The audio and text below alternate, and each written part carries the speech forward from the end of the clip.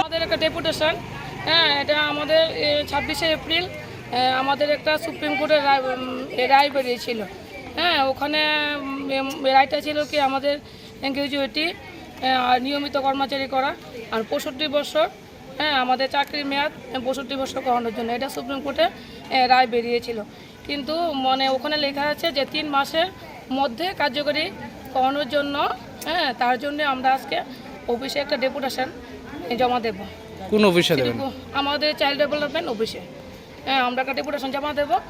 আমরা আমাদের জনপ্রিয় সরকার, এখানে আমাদের জনপ্রিয় চিফ মিনিস্টার ডক্টর মানিক সাহার কাছে আমরা আশাপ্রাপ্ত যে আমরা যে মানে সুপ্রিম কোর্টে যে রায়টা বেরিয়েছে খুব ভালো একটা রায়। আমরা অনেক পরিশ্রম করি, আমরা তো মেয়ে লোক মানুষ, ঘরও সামলাতে হয়, স্কুলও সামলাতে হয়। যখন যে কাজ আমাদের আসছে আমরা ডিসিপ্লিনভাবে সমস্ত কাজ আমরা করছি। কিন্তু আমরা সরকারের কাছে, আমাদের প্রিয় সরকারের কাছে আমরা এটাই বার্তা পৌঁছাতে যাই, আমাদের যে এদিকে যেমন লক্ষ্য রেখে, হ্যাঁ, আগামী দিন যেমন আমাদের এই যে রায়টা বেরিয়েছে এটাকে একটা কার্যকারী করে, তার জন্য আজকে আমরা ডেপুটেশন দিতে আসছি। আপনাদের দাবিগুলো কি? আমাদের দাবিগুলি হলো সুপ্রিম কোর্টের যে রায়টা দিয়েছে ওটা কার্যকরী করা, আর আমাদের টিএ বিল, আর নিয়মিত চাকরিতে সুপ্রিম কোর্টের রায়ের মধ্যে আমাদের 3টা আছে। একটা হলো নিয়মিত কর্মচারী, একটা হলো গ্র্যাজুয়েটি, আর একটা হলো আমাদের 65 বছর। হ্যাঁ, এই 3টা আমাদের সুপ্রিম কোর্টের রায়গুলি কার্যকরী করার জন্য আজকে আমাদের মূল মানে ডেপুটেশনের মূল মানে দাবি। আপনার নামটা?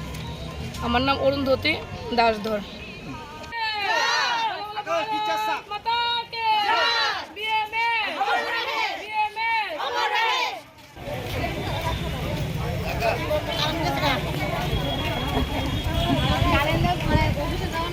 কোর্টের রায় এটা কতদিন হলো বেরিয়েছে এবং আজকে পর্যন্ত যে আপনাদের দাবিগুলো পূরণ হচ্ছে না সেই নিয়ে আপনার কি বলা?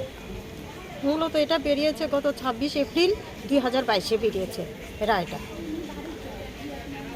এখন পর্যন্ত কার্যকরী হলো না, সরকারের কাছে কি দাবি থাকবে আপনাদের? আমাদের এটা যাতে কার্যকরী করে, গ্র্যাজুয়েটি রায়টা যাতে কার্যকরী করে, আর আমাদের যাতে নিয়মিত করে, আর আমাদের যে 65 বছর, 60 বছর থেকে 65 বছর এটা যাতে করে, তাই আজকে আপনারা হ্যাঁ, আমরা সিডিপি মহোদয়ের কাছে ডেপুটেশন। পাশাপাশি সরকারের দৃষ্টি আকর্ষণ করে বলছি, আমাদের বিশ্বাস আমাদের জনদরদী সরকার সুপ্রিম কোর্টের এই রায়টাকে মান্যতা দেবে।